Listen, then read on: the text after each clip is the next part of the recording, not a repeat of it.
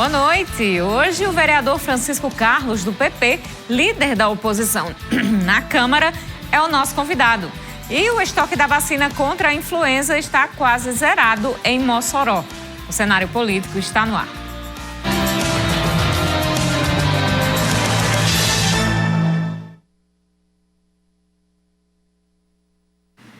Segunda-feira, começando mais um cenário político, começando aqui mais uma semana, segunda semana de janeiro, segunda semana do ano de 2022. Você participa com a gente, vamos conversar com o líder da oposição na Câmara Municipal.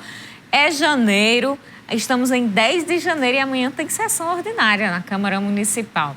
Vamos conversar aqui sobre a visão da oposição em relação às votações das leis orçamentárias depois da decisão política de inclusão das emendas impositivas. Daqui a pouquinho, você pode mandar sua pergunta para o vereador também sobre outro assunto através das nossas redes sociais, Twitter, Facebook, Instagram e WhatsApp. Você deve estar sentindo a falta de Vonulvio Praxedes, né? Se você não acompanhou o programa na semana passada, você não acompanhou também a contagem regressiva de Vonulvio para entrar de férias. Então tá aí, próximas 2 semanas você faz o programa comigo aqui ao vivo na TCM HD. São 19 horas e 27 minutos, o nosso programa está no ar ao vivo. Se você está vendo depois das 11 da noite, é uma reprise. Você pode participar, mas eu só leio no dia seguinte, viu, minha gente? Então, manda sua mensagem para a gente para fazer o cenário político desta segunda-feira. E mais de 11 mil alunos que deixaram as escolas da rede estadual de ensino.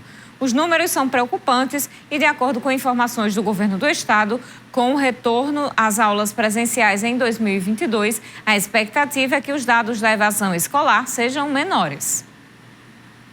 Os dados apontam evasão escolar de 5% na rede estadual de ensino. Isso corresponde a 11 mil estudantes nas escolas do estado.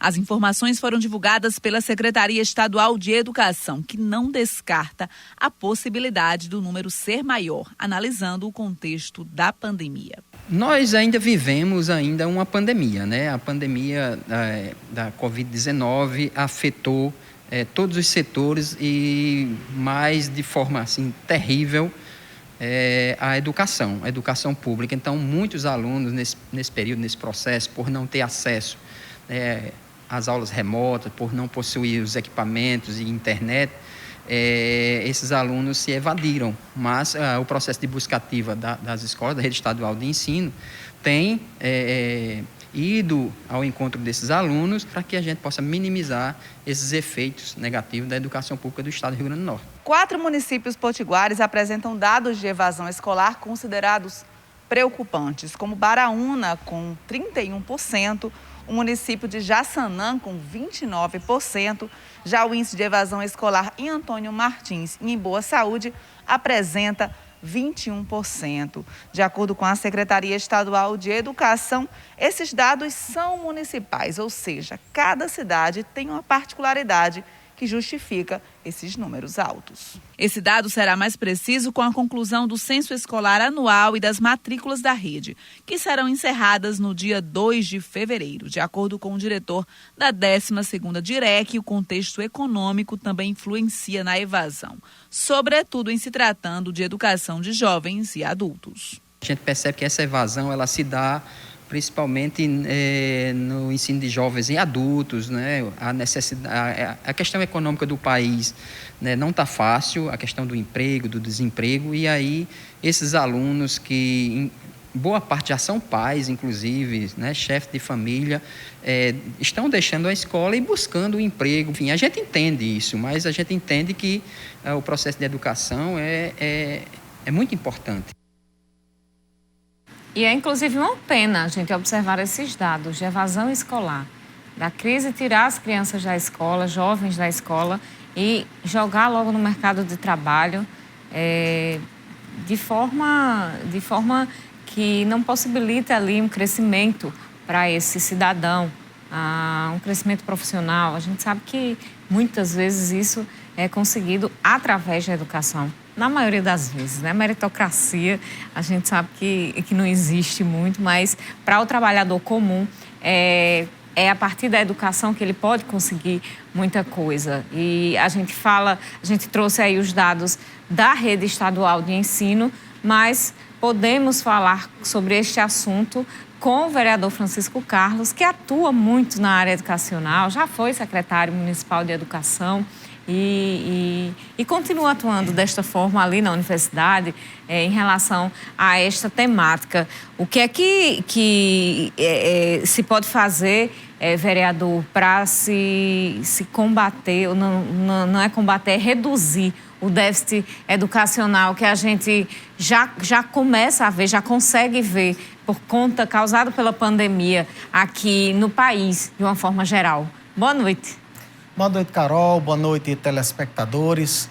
O que nós estamos vivenciando, na realidade, é uma verdadeira tragédia, né? Uma verdadeira tragédia, não apenas do ponto de vista sanitário e também sob o aspecto de saúde, pelo número de mortes. Claro, essa é a maior tragédia. Mas, além dessa questão de saúde em si, na área da educação, está acontecendo uma tragédia. São cerca de 2 anos já que o progresso educacional de crianças e adolescentes não está acontecendo de maneira regular. Então, são 2 anos de dificuldades na progressão do aprendizado, da progressão de uma formação educacional que possa possibilitar justamente isso. Os jovens chegarem no mercado de trabalho na idade certa e com condições mínimas, né, de competirem por um espaço, por um lugar ao sol. Então, muitas das redes estaduais espalhadas pelo Brasil, inclusive aqui na cidade de Mossoró, funcionaram de uma maneira bastante precária. Nós não temos dados precisos, por exemplo, agora em relação a 2021, sobre quantos alunos tiveram acesso à aula remota. Nós não tivemos acesso, quantos alunos tinham acesso a instrumentos, a dispositivos eletrônicos para conexão ou a própria conexão de internet para acompanhar as aulas, como é que estava se dando esse acompanhamento.